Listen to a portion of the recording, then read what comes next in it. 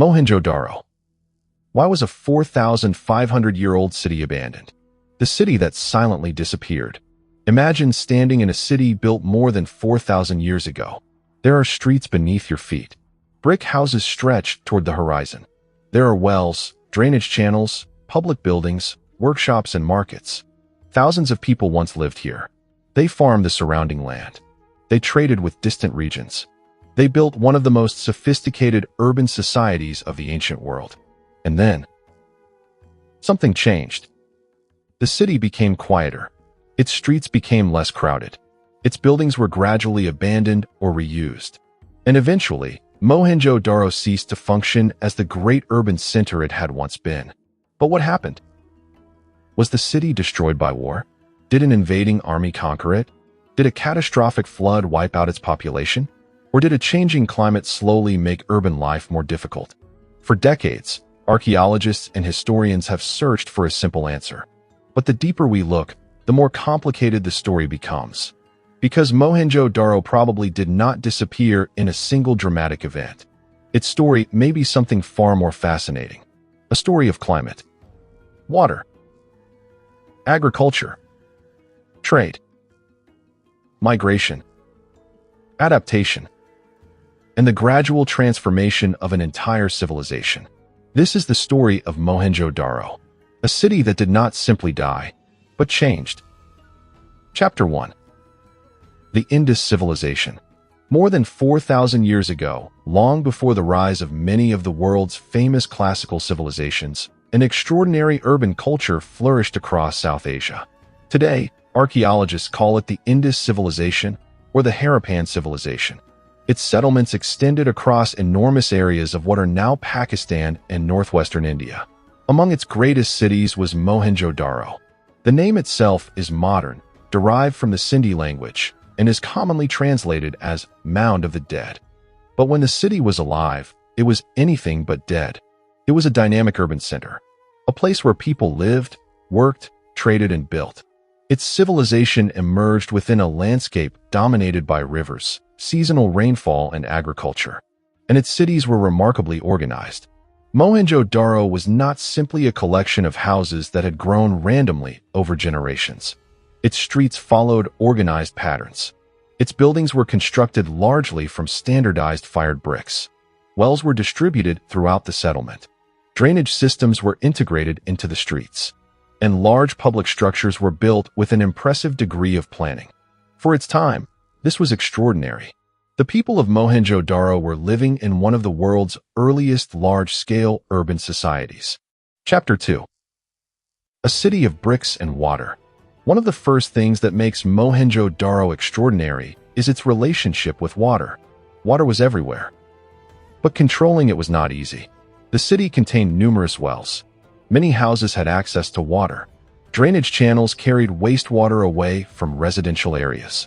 Some drains were carefully constructed from fired bricks. This suggests that water management was an important part of urban life. And then there is the structure that became one of the most famous archaeological monuments of the ancient world, the Great Bath. A large rectangular tank constructed from carefully fitted bricks and waterproofing materials. Its exact purpose remains uncertain. Many archaeologists believe it may have had a ritual or ceremonial function. But we should be careful. We do not possess written explanations from the people who built it. The Indus script remains undeciphered. So we cannot simply assume that we understand everything the structure meant. What we can say with confidence is that constructing and maintaining the Great Bath required considerable organization. It tells us something about the capabilities of the society. Planning, labor, construction knowledge, water management, and social coordination. Mohenjo-daro was not a primitive settlement. It was a sophisticated city, and that makes its later transformation even more intriguing. Chapter 3. The city beyond the city. Mohenjo-daro did not exist alone. A city requires a landscape. Farmers had to produce food. Craftspeople needed raw materials. Traders needed routes. Builders needed timber, stone, clay, and other resources. And people needed reliable access to water. The Indus civilization was connected through extensive networks of exchange. Archaeological evidence indicates contacts extending far beyond the Indus Valley. Materials and objects associated with the Indus world have been found in regions connected with ancient Mesopotamia. This means Mohenjo-daro was part of a much larger economic system. And this is crucial, because when we ask why the city declined, we cannot look only at its walls. We must look beyond them. At the river, at the fields, at the climate, at trade routes, at other settlements, and at the people who depended on the entire system. Chapter 4. When the climate began to change. Around the end of the 3rd millennium BCE, important environmental changes were taking place across parts of South Asia. The Indian summer monsoon was changing.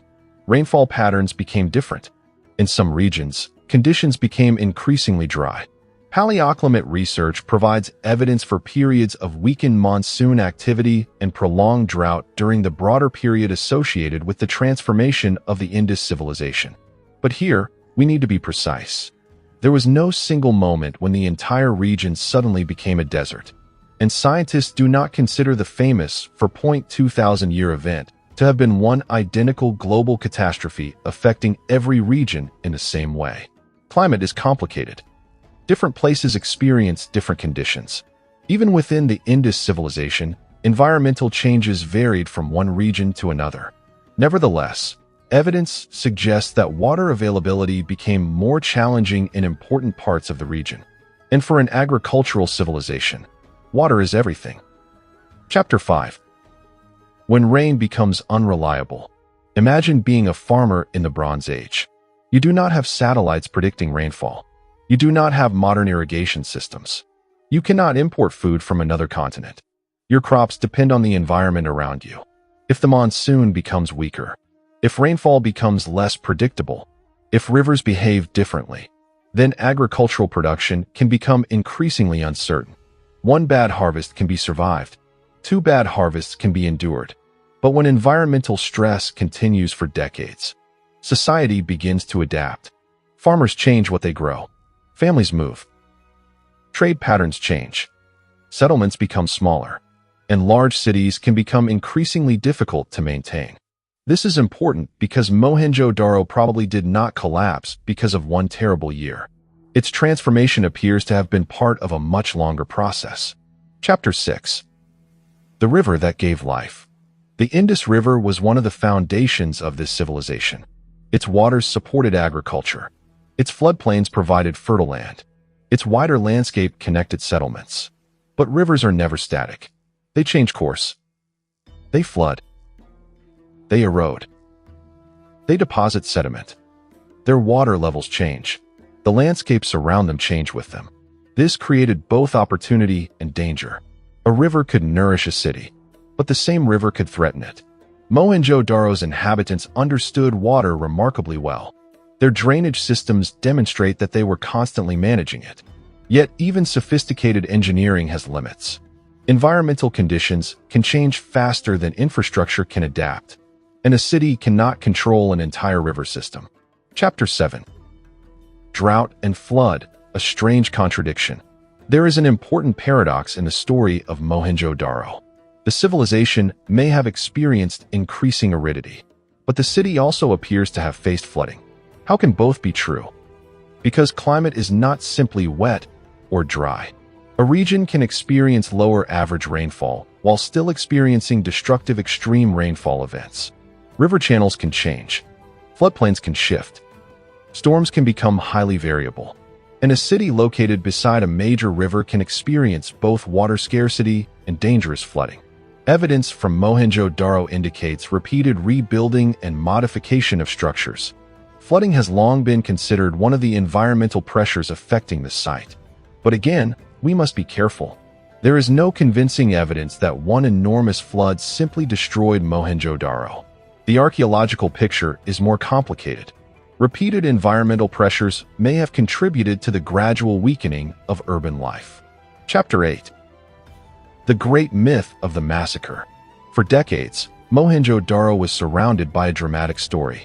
A city destroyed by invaders. Skeletons allegedly found lying in the streets. A violent invasion. a civilization brought to an end by foreign conquerors. It is an extraordinary story, but archaeology demands evidence.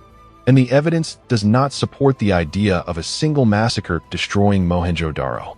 The famous skeletons do not provide straightforward evidence of one catastrophic battle. There is no clear destruction layer showing that an invading army burned or destroyed the city. And the broader archaeological record does not demonstrate a civilization-wide military conquest that suddenly ended the Indus civilization. This does not mean that migration and cultural interaction did not occur. They certainly did. But migration is not the same thing as invasion. And cultural transformation does not necessarily require military conquest. Today, the simple invasion narrative is considered inadequate. The real story appears to have been much more gradual. Chapter 9.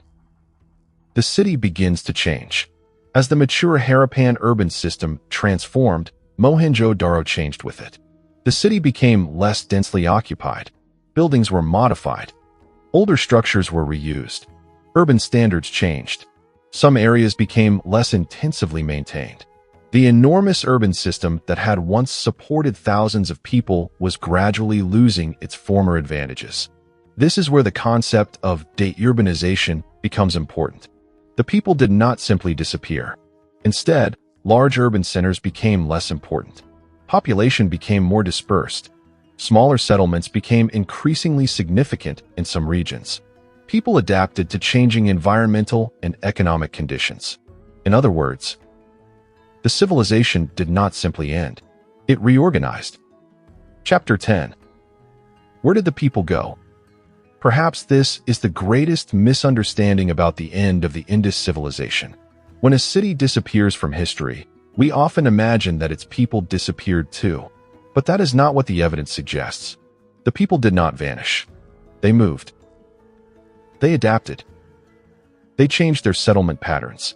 Some populations shifted toward regions where environmental conditions were more favorable. Agricultural strategies changed.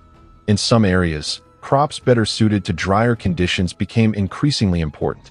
Urban populations became more dispersed, and regional cultures became more visible. The city disappeared. The people continued. This distinction changes the entire meaning of the story. Mohenjo-daro was not necessarily a civilization that was destroyed. It was a civilization that transformed. Chapter 11. The economic network begins to weaken. Climate was probably not the only factor.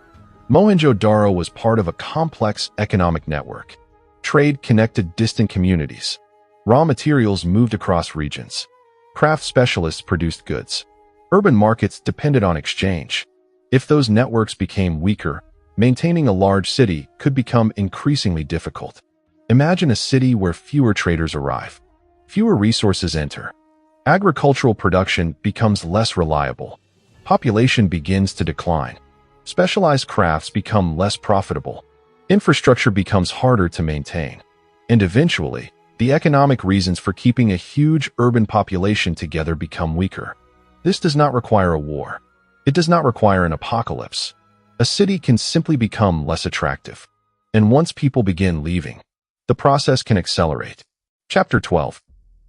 The end of urban life. The most important transformation was not the disappearance of people. It was the disappearance of the urban system. For centuries, large cities had been central to the Indus civilization. But later, settlement became more dispersed. Large urban centers lost their dominance. Regional traditions became stronger. Long-distance exchange networks changed. And the highly standardized cultural system of the mature Harappan period gradually transformed.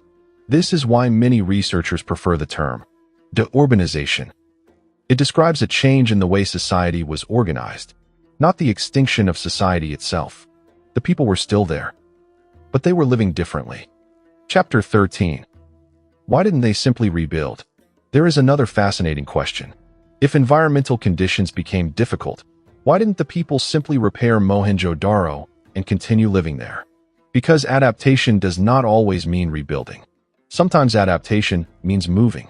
Maintaining a large city requires enormous resources. Walls need repair. Drains need maintenance.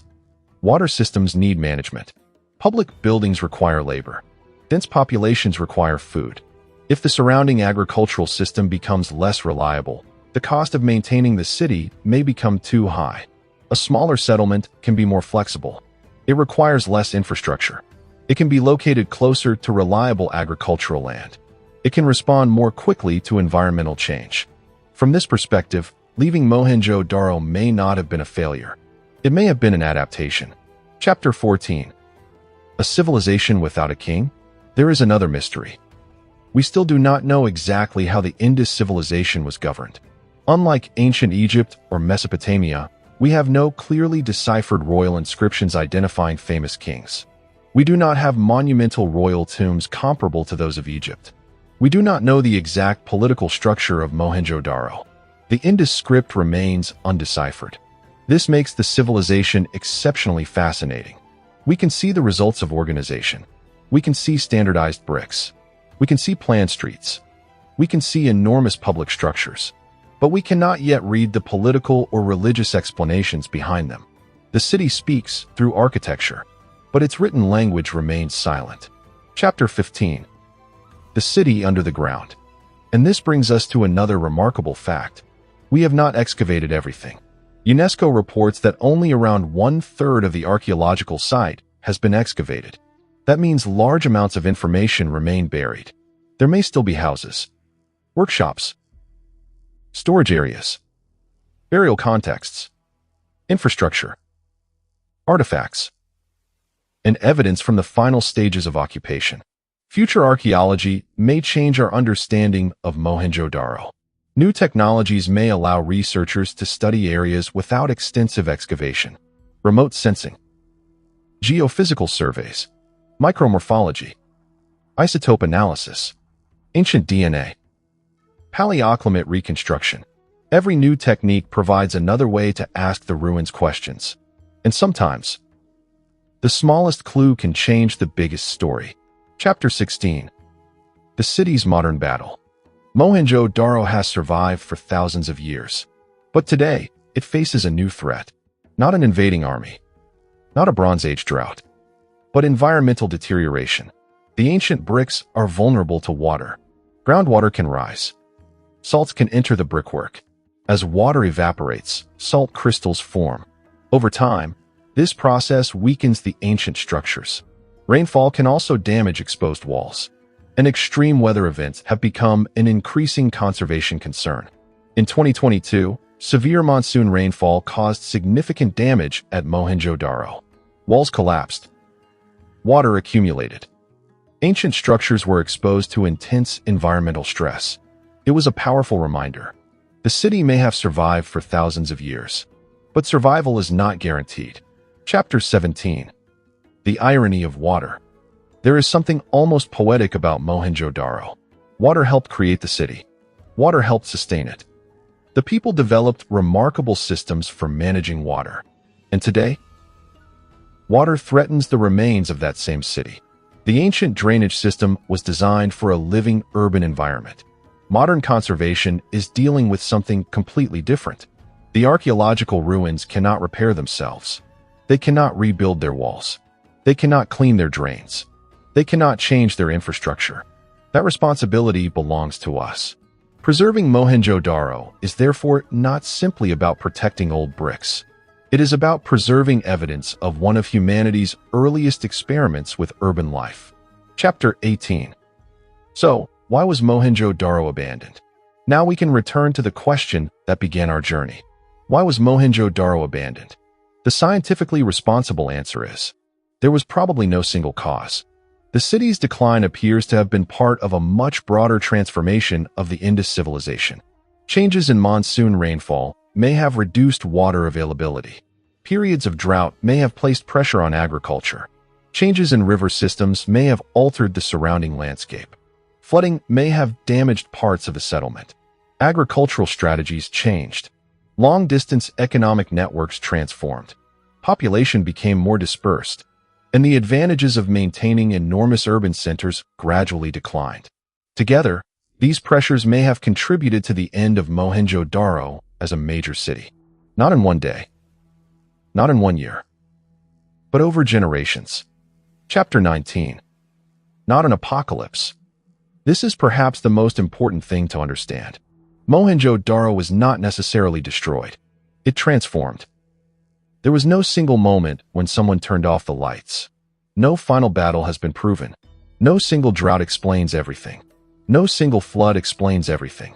Instead, the city appears to have gradually lost the conditions that had once made large-scale urban life attractive and sustainable. This is not a less interesting story. It may actually be more important. Because civilizations do not always collapse dramatically.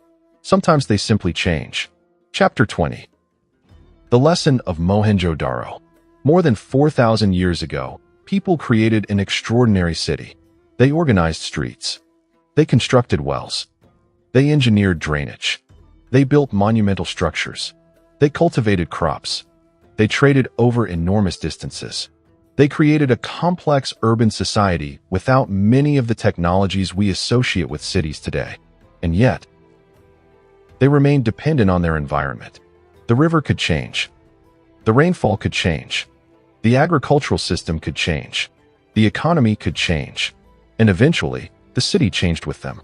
Mohenjo-daro, therefore, gives us an ancient lesson about resilience.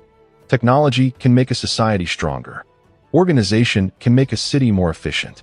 But no civilization exists outside nature. Every city depends on water. Every city depends on food. Every city depends on the surrounding landscape. And every society must eventually respond to change. Final chapter. The city that never really disappeared. Today, the streets of Mohenjo-daro are silent. The people are gone. The markets are gone. The voices are gone. But the city still speaks.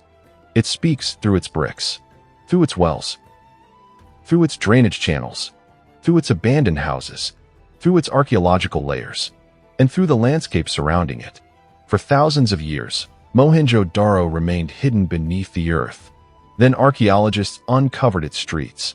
And suddenly, a civilization that had once been almost forgotten returned to human history. But perhaps the greatest mystery is not why Mohenjo-daro disappeared. Perhaps it is what happened to the people who left. Where did they go? What did they remember?